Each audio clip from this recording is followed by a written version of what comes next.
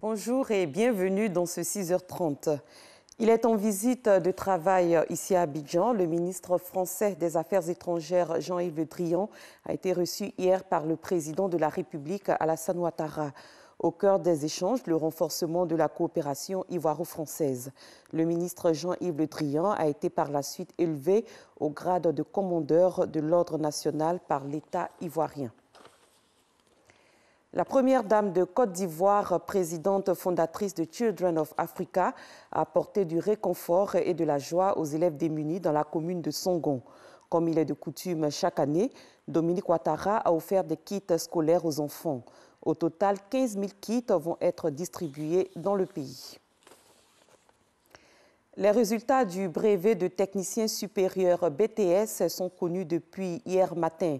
Cette année, le taux de réussite s'élève à 70,51% contre 58,67% l'année dernière. L'information a été donnée par le directeur des examens, des concours et de l'orientation du ministère de l'Enseignement supérieur et de la Recherche scientifique. C'était au cours d'un point presse. Grâce Kondo. Cri de joie dans ce cyber. Yassidou est admissible au brevet des techniciens supérieurs BTS. Comme lui, Jean-Baptiste se rend également dans le même endroit pour consulter son résultat. Après des recherches, il est déclaré admissible. Il y a eu mon BTS en finance comptable et je suis heureux. Même constat avec cet autre candidat. Ça a marché. Voilà, vraiment merci, un grand merci à tous mes amis. Un grand merci pour mon papa parce qu'il m'a beaucoup soutenu pendant mon parcours scolaire. Vraiment, je suis très content pour lui. Selon le directeur des examens, des concours et de l'orientation du ministère de l'Enseignement supérieur et de la Recherche scientifique, sur 49 944 candidats inscrits, 49 105 ont pris part aux épreuves, soit un taux de participation de 98,32%. 34 626 candidats ont été déclarés admissibles, soit un taux d'admissibilité de 70,51% en 2017 contre 58,67% en 2016, soit une progression de 11,84 points. Ces résultats sont disponibles ce jour et peuvent être consultés en ligne sur la plateforme du BTS www.examenbts.net. Les candidats disposent de 72 heures pour faire des réclamations. Pour ce faire, ils devront éditer leur relevé de notes en ligne uniquement sur le site www.examenbts.net et déposer leur réclamation sur le même site. Pour cette session 2017 du BTS, la direction des systèmes d'information a apporté des innovations, entre autres l'inscription en ligne des candidats avec l'impression des fiches de candidature en ligne et l'anonymat électronique lors de la délibération. On s'intéresse à la campagne 2017-2018 du cacao. Le prix Bonchamp est connu, il est de 700 francs CFA par kilogramme. Pour ce prix, le gouvernement a renoncé à des taxes pour une valeur de 81 milliards de francs CFA. Noa Nyanyou. Le cacao, la campagne 2017-2018 s'ouvre pour cette fois dans un contexte de surproduction mondiale. Puis, les industriels ont du stock. Un stock de fin de campagne de plus d'1 780 000 tonnes. La campagne qui va s'ouvrir va se faire dans un contexte marqué par une production excédentaire dans tous les pays. Conséquence, l'offre est largement au-dessus de la demande, d'où la chute des cours mondiaux du cacao. Donc, baisse du prix aux producteurs avec une règle d'or, le maintien de 100% du prix CAF. Pour la campagne principale 2017-2018, cacao de qualité marchande bien séché est fixé à 700 francs CFA par kilo. Vous avez dit 700 francs CFA, mais pour ce prix-là, le gouvernement a consenti des efforts. Ce prix de 700 francs CFA par kilo a été possible seulement parce que le chef de l'État a décidé de abandonner une bonne partie des taxes à l'exportation du cacao. Ainsi, ce que nous appelons la taxe d'enregistrement a été portée à 0, c'est-à-dire que le gouvernement s'est séparé de plus de 81 milliards de francs CFA. De l'avis des spécialistes, la remontée des prix n'est pas pour demain, d'où la pertinence du thème des journées du cacao et du chocolat 2017, la diversification des revenus comme piste de solution à la durabilité de la cacaoculture. À présent, allons à la rencontre des femmes de la coopérative Ekoya. Elles résident dans le village de Kossou, à 40 km de Yamoussoukro, et ont à leur actif les premières tablettes de chocolat en milieu rural. Et justement, ce produit se nomme Ekoya. Pour l'obtenir, les femmes produisent des fèves torréfiées qui sont ensuite transformées en tablettes de chocolat dans une petite unité artisanale à Abidjan. Aujourd'hui, Ekoya est vendu dans de grandes chaînes d'hôtels à travers le monde. Ekoya, le chocolat parfum femme, est un dossier proposé par Cheikh Koni. Kossou. Depuis 2 mois, ce village situé à 40 km de Yamoussoukro est sous le feu des projecteurs. 57 femmes de la section féminine d'une coopérative produisent le chocolat Ekoya, du nom de la coopérative. Ces tablettes de chocolat sont les premières fabriquées en milieu rural, une première en Côte d'Ivoire.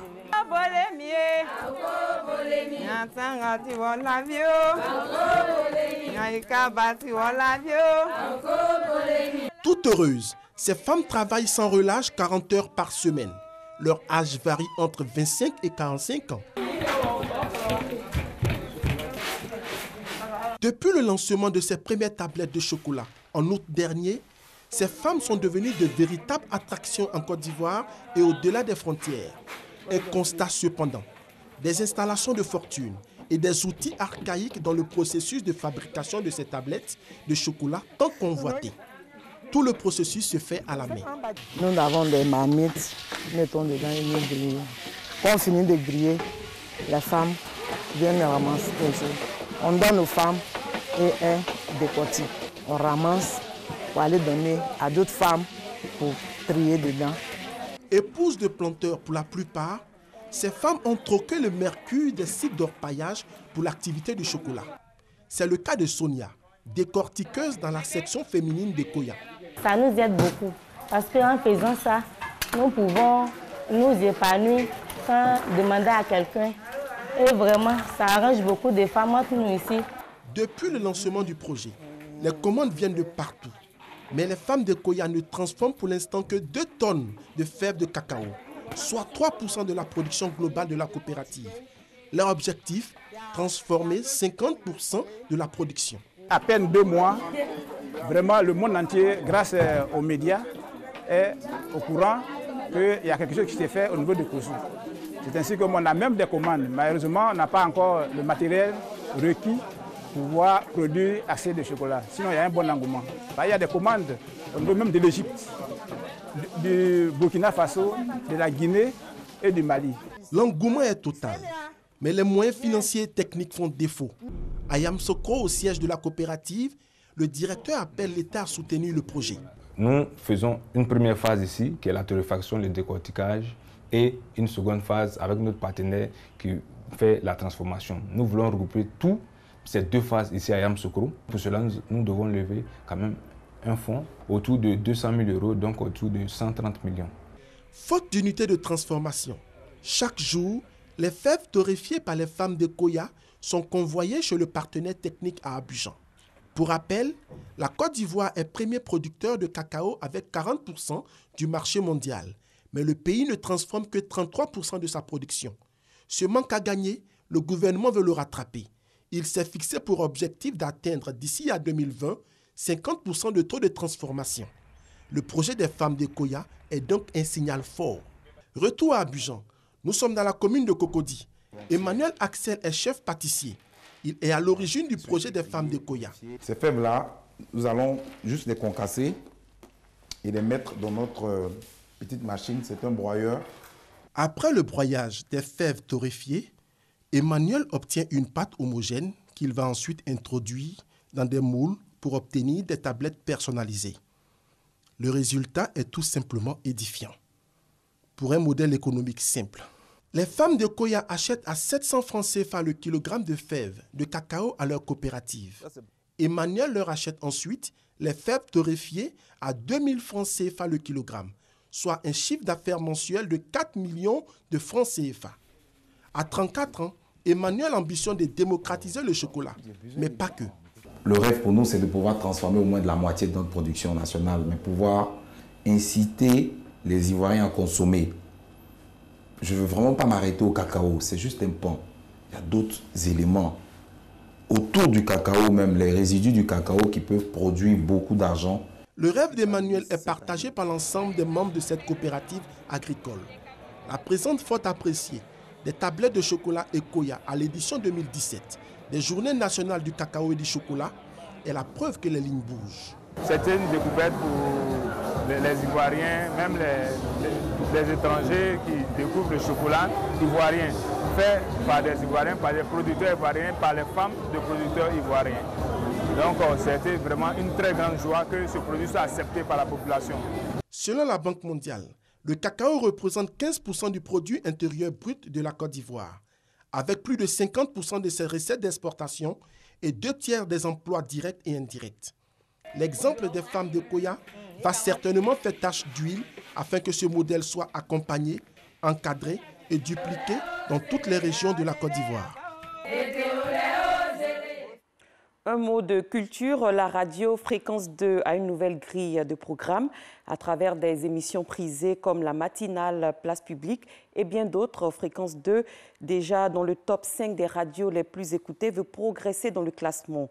Cela passe par un bon programme et une ressource humaine de qualité. La directrice Mariam Koulibaly affirme que les conditions sont réunies pour être la meilleure FM en Côte d'Ivoire. Issaïou. Rentrée des classes à la radio Fréquence 2, une nouvelle grille des programmes pour mieux captiver et servir les nombreux auditeurs. Isaac Dosso pour démarrer ce lundi, un nouveau challenge tout aussi ambitieux et palpitant avec l'émission Les Matins d'Isaac, entre 6h et 9h. Alors Yves, tu as écouté l'extrait? Yves, qui parle sur cet extrait-là? C'est Satou Diallo, c'est ta proposition. Yves, merci de nous avoir appelés. Agréable journée à l'écoute de Fréquence 2. Pour ce nouveau souffle, une invitée de taille, l'artiste José, l'une des meilleures voix féminines en ce moment en Côte d'Ivoire. Tu veux dire que le gars là, tu l'as pris au sérieux? Au sérieux. Tu veux dire que le gars là, tu l'as pris au sérieux? Au sérieux. Il a mis tout dans ton oreille, mais son derrière grillé. Prissi, la dégameuse, chroniqueuse à l'émission C'est Midi, est là pour apporter sa touche de bonne humeur aux auditeurs. Je dis, l'avenir appartient à celui qui écoute la matinale. Ma chérie, ton mari te trompe, écoute la matinale, il y a des solutions pour toi. Bien-aimé, toi qui me regardes ce matin, tu n'as pas de boulot. Écoute la matinale. Place Publique, une autre émission tout aussi prisée sur les antennes de Fréquence 2. Les comédiens croquent l'actualité avec beaucoup d'humour. C'est la rentrée sur Fréquence 2, oui, la rentrée des émissions, nouvelle saison bien sûr de Place Publique. Place Publique, je cherchais ça depuis longtemps. Je suis venu, regardez, des hommes seulement. Mais est-ce que j'étais attaqué? Parce que je n'ai même pas parlé de Biche Royal. J'ai complété ta phrase. Je dis... Non, parce que où je suis là, tu m'attaques. Le confort de l'écoute n'est pas oublié dans cette nouvelle grille des programmes. Concernant le son, il y a une très grande amélioration. Mes collègues et moi, concernant l'exploitation, nous sommes prêts pour le meilleur.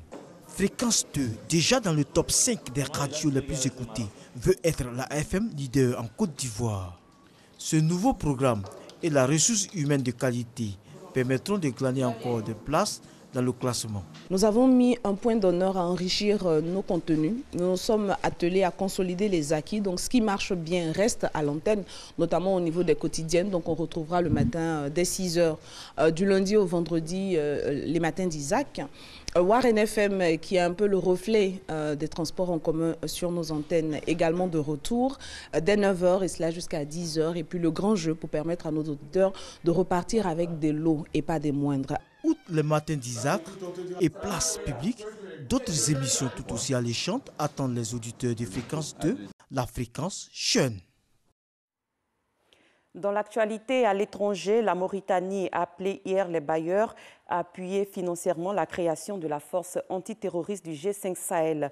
Burkina Faso, Mali, Mauritanie, Niger, Tchad en quête de fonds pour son déploiement lors d'une réunion internationale à Nouakchott. Une conférence internationale de planification des contributions à cette force est prévue le 16 décembre prochain à Bruxelles. 16 miliciens ont été tués dans d'intenses combats qui opposent depuis vendredi l'armée congolaise à des milices dans une localité du Nord Kivu, dans l'est de la République démocratique du Congo. Les combats se déroulent dans la localité de Kipez, dans le territoire de Lubero, à 300 km au nord de Goma, la capitale du Nord Kivu, dans une zone où se trouvent plusieurs groupes armés congolais et étrangers qui s'y affrontent depuis plus de 20 ans. C'est la fin de ce 6h30. Merci de l'avoir suivi. Très bon début de journée à tous et à toutes.